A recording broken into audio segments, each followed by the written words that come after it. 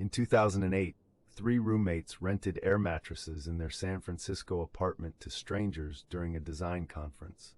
They weren't dreaming big, they were just trying to pay rent. What happened next would become one of the most unlikely survival stories in startup history. Brian Chesky, Joe Gebbia, and Nathan Blakarczyk had no money, no investors, and a website that most people thought was absurd.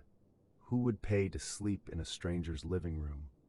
The idea came from pure desperation. In October 2007, Chesky and Gebbia couldn't afford their San Francisco rent. A major design conference was coming to town, and every hotel in the city was sold out. They bought 3 air mattresses, put up a basic website called Airbed and Breakfast, and charged conference attendees $800 for a 3-night stay, including homemade breakfast. 3 people booked immediately. That small success was enough to make them believe there was something real here. They started developing the full platform, a marketplace where anyone could rent out their space to travelers. The vision was simple: unlock millions of unused rooms and spare bedrooms around the world. But nobody wanted to invest. They pitched every major venture capital firm in Silicon Valley. Rejection after rejection. 15 venture capitalists said no. The idea was too weird, too unsafe, too risky. Fred Wilson of Union Square Ventures, one of the most respected investors in tech, later admitted it was one of his biggest misses. The founders were running out of time and, more importantly, running out of money. By mid-2008, the company was almost dead. They had burned through what little savings they had. Credit card debt was mounting, and they had no path to investors, no real revenue, and no clear reason to believe this would ever work.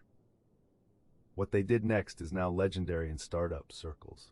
It was election season, 2008, Barack Obama versus John McCain. Chesky and Gebbia decided to create custom breakfast cereal boxes. They called them Obama O's and Cap'n McCain's. They sold them at political party conventions, charging $40 a box. It wasn't exactly a business model, but they raised $30,000. That money wasn't enough to build a tech company, but it was enough to survive a little longer. And that decision to do anything, no matter how unconventional, saved the company, because a few months later they got an email that changed everything. Paul Graham, the legendary co-founder of Y Combinator, the most prestigious startup accelerator in the world, had seen the cereal story. He was not impressed by the business. He was impressed by something more fundamental: the founders' resourcefulness, their willingness to hustle at any cost, their absolute refusal to quit. Y Combinator accepted them into their 2009 class. This is the first lesson Airbnb teaches every founder. Survival matters more than strategy. The founders who make it through the early years are not the ones with the best business plans. They're the ones who refuse to accept defeat, the ones who sell cereal when the pitch deck doesn't work. Inside Y Combinator, Paul Graham gave Brian Chesky advice that would fundamentally change how Airbnb was built. Go to your users, Graham said. Don't try to manage them from a distance.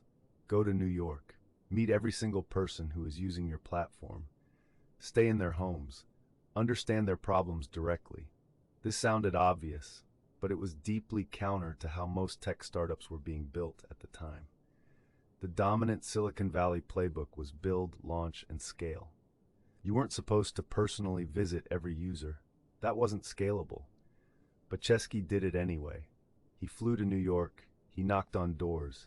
He sat in the living rooms of Airbnb's earliest hosts, listening to their experiences. And what he found changed the product entirely. The listings were terrible. Photos were dark, blurry, and completely unappealing. Nobody was booking because the rooms didn't look inviting online. Chesky borrowed a professional camera, returned to each host's apartment, and took proper photographs himself.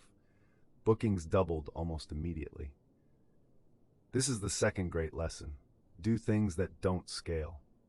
Every founder is taught to think about scale from day one, but the greatest companies in history are often built one user at a time. The relationships, the trust, the deep product understanding that comes from being in the room with your customer, you cannot automate that. In the early stages, Obsessing over scalability is the enemy of excellence. Do the unscalable thing first. Scale comes after you've earned the right to grow. By 2011, Airbnb was growing fast. Tens of millions in funding, millions of listings, a genuine threat to the hotel industry. And then the legal battles started. Cities began cracking down. New York, San Francisco, Paris, Berlin.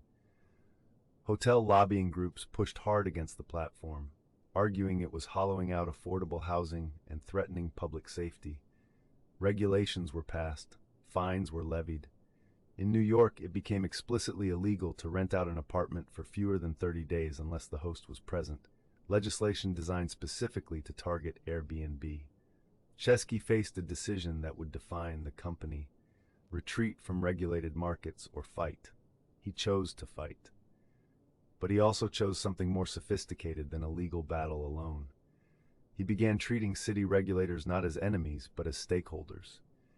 Airbnb hired policy teams, engaged with local governments, and worked to design regulatory frameworks that could function for both cities and the platform. This wasn't fast. It took years. The company operated in legal gray zones in some cities while negotiating frameworks in others. But the lesson was permanent. In every industry worth disrupting, the incumbents will use every tool available, including the law, to protect their position. Regulation is often just a weapon deployed by threatened competitors.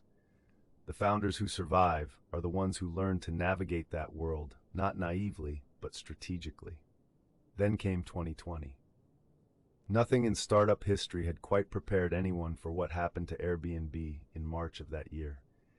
In 1 week, literally 7 days, 80% of their bookings canceled. Revenue went from hundreds of millions to almost nothing. The company had been meticulously preparing to go public. Those plans were immediately shelved. Chesky had to make the hardest decision of his career. He laid off 25% of the company, 1,800 employees, gone. He wrote a letter to those employees that became one of the most widely read pieces of business writing of the year. It was honest, specific, and deeply compassionate. He told them exactly what severance they were receiving. He offered to post their names and job histories publicly on the company's website so potential employers could find them. He apologized directly and personally. That letter circulated globally. And the response from the business world was profound.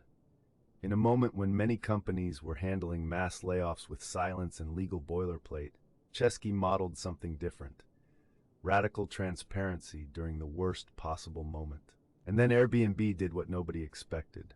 Instead of retreating, they rebuilt.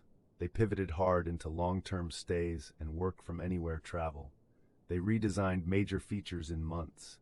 They cut spending, extended their runway, and bet on the insight that when the world opened back up, people would travel differently. By December 2020, Airbnb went public.